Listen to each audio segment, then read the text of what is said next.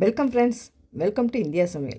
இன்றைக்கி வீடியோவில் எக்கு கொத்து சப்பாத்தி எப்படி பண்ணலான்னு சொல்லி பார்க்கலாம். சின்ன பசங்களுக்கெல்லாம் ரொம்பவும் பிடிக்கும். இந்த மாதிரி நீங்களும் ட்ரை பண்ணி பாருங்கள். நம்ம சேனலில் போடுற வீடியோ உங்களுக்கு பிடிச்சிருச்சுன்னா சப்ஸ்கிரைப் பண்ணி வச்சுக்கோங்க. இப்போ ஒரு கடாயில் 3 டீஸ்பூன் அளவுக்கு எண்ணெய் சேர்த்துக்கிறலாம். எண்ணெய் நல்லா சூடான பிறகு 1/2 டீஸ்பூன் அளவுக்கு கடுகு உளுந்தம் பருப்பு, 1/2 டீஸ்பூன் அளவுக்கு சோம்பு, நல்லா பொரிஞ்சதுக்கப்புறமா கொஞ்சமாக கருவேப்பிலை சேர்த்துக்கோங்க.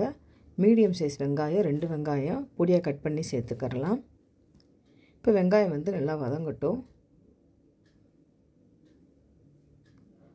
மீடியம் சைஸ் தக்காளி 3 தக்காளி பொடியாக கட் பண்ணி சேர்த்துக்கிறலாம். இப்போ வெங்காயம் தக்காளி நல்லா மசிஞ்சு வரணும். இப்போ இந்த அளவுக்கு நல்லா மசிஞ்சு வந்திருக்கு.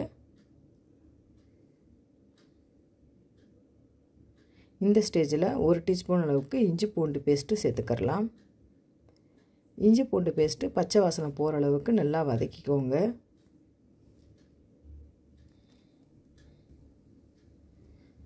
இப்போ நம்ம மசாலா ஆட் பண்ணிக்கிறலாம்.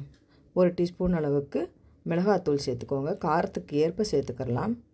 1/4 டீஸ்பூன் மஞ்சத்தூள், 1/2 டீஸ்பூன் அளவுக்கு கரம் மசாலா, தேவையான அளவுக்கு உப்பு சேர்த்துக்கிறலாம். இப்போ சேர்த்துட்டு நல்லா கலந்து விட்டுக்கோங்க. இப்போ இந்த மசாலா நல்லா வேகணும். வேகிறதுக்கு கொஞ்சமாக தண்ணி ஆட் பண்ணிக்கிறலாம். இப்போ தண்ணி சேர்த்துட்டு கொஞ்சம் நேரம் வேக வச்சுக்கோங்க.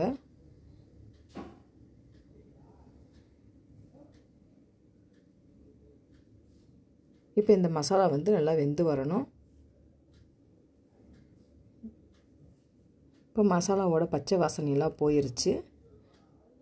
இப்போ நடுவில் இந்த மாதிரி நல்லா குழியாக பரப்பிக்கோங்க.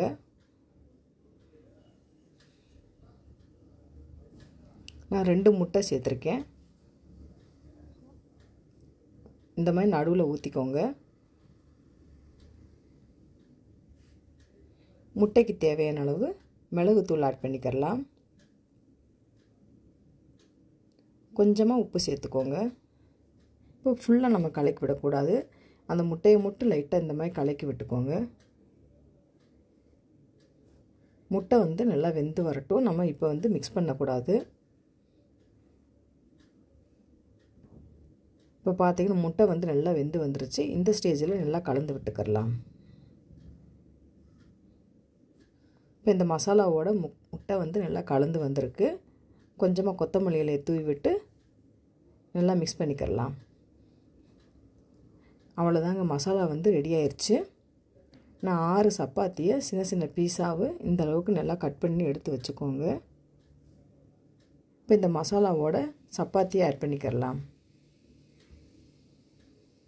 சப்பாத்தியை சேர்த்துட்டு நல்லா கலந்து விட்டுக்கோங்க. ஸ்டவ்வை நான் லோ ஃப்ளேமுக்கு கொஞ்சம் கம்மியாகவே வச்சுருக்கேன். நல்லா கலந்து விட்டாச்சு. இப்போ ஸ்டவ்வை ஆஃப் பண்ணிக்கிறலாம். சூப்பரான எக்கு கொத்து சப்பாத்தி ரெடி ஆயிடுச்சு. சின்ன பசங்களுக்கெல்லாம் ரொம்ப பிடிக்கும். நீங்களும் இந்த மாதிரி ட்ரை பண்ணி பாருங்கள் ஃப்ரெண்ட்ஸ். சூப்பராக இருக்கும். ட்ரை பண்ணி பார்த்துட்டு கமெண்ட் பண்ணுங்கள். உங்களுக்கு இந்த வீடியோ பிடிச்சிருந்துச்சுன்னா லைக் பண்ணுங்கள், ஷேர் பண்ணுங்கள், கமெண்ட் பண்ணுங்கள். உங்களை நான் வேறு வீடியோ சந்திக்கிறேன். பாய். தேங்க்ஸ் ஃபார் வாட்சிங்.